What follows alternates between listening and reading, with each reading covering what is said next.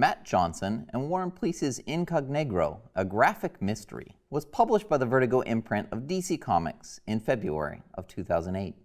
A New York Times review of the graphic novel published in March of the same year was aptly titled, quote, "Black and white and graphic all over, a 1930s tale of race, passing, and pain," end quote. The New York Times review goes on to relate that the engrossing work is not for the faint of heart. Incognegro is an example of the historical fiction genre. Set in the 1930s, it should not come as a surprise that the plot involves the Harlem Renaissance, racism, and prohibition.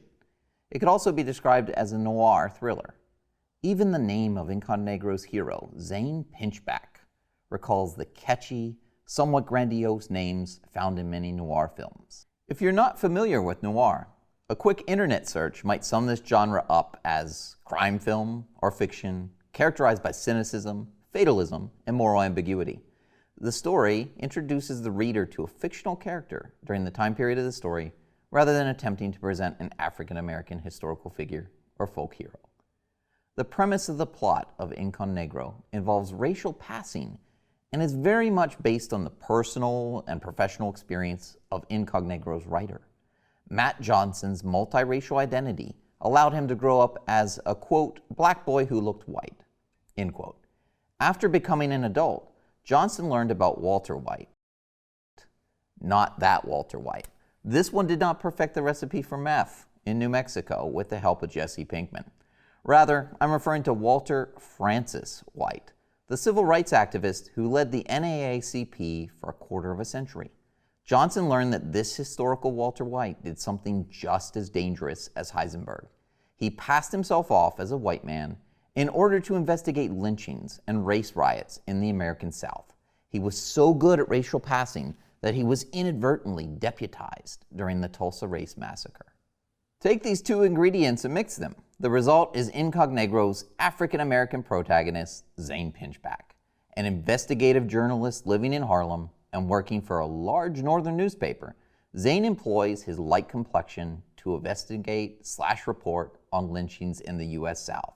His editor cuts him a deal, travel to Tupelo, Mississippi, and complete one last investigation in exchange for becoming a managing editor and columnist upon his return north. Just as Clark Kent and Superman are really just a change of clothing apart in how they look, Zane alters his clothing and hair. He straightens it to become his alter ego, a white man.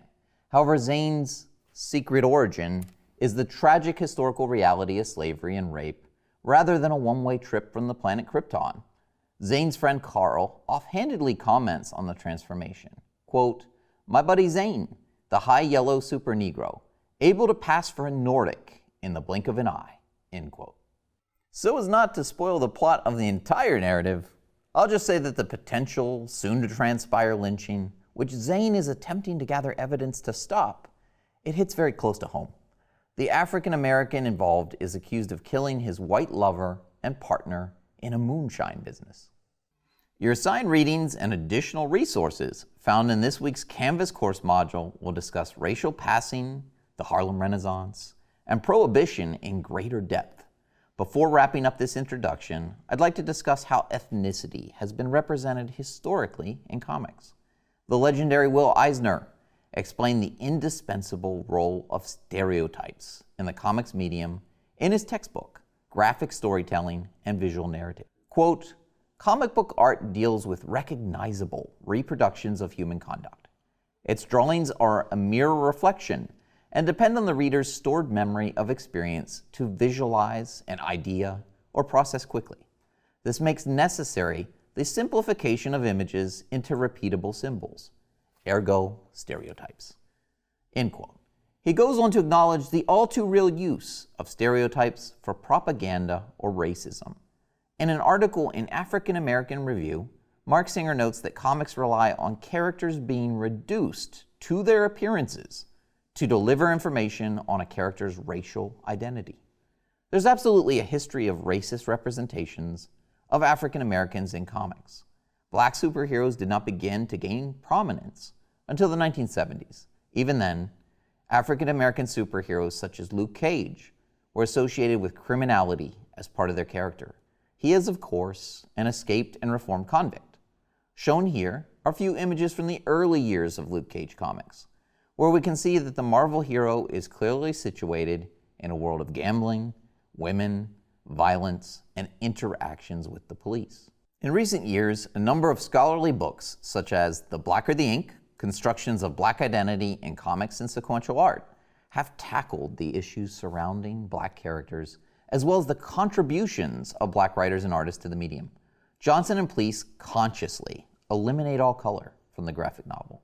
Instead, Incognegro is rendered in monochromatic drawings, black marks on white paper. Further, Zane is drawn without any of the stereotypical signs of ethnicity, with none of the visual tropes of blackness often found in comics. This artistic choice reminds me of the large-scale installation art of the contemporary artist Kara Walker. Her works, such as Darkytown Rebellion, shown here, consist of large-scale black paper silhouettes applied to the art gallery walls with wax. The scene is intentionally left ambiguous, but depicts a slave revolt just after the Civil War. Interestingly, when viewers enter the gallery, their shadows join the scenes of violence and silhouette forms on the walls.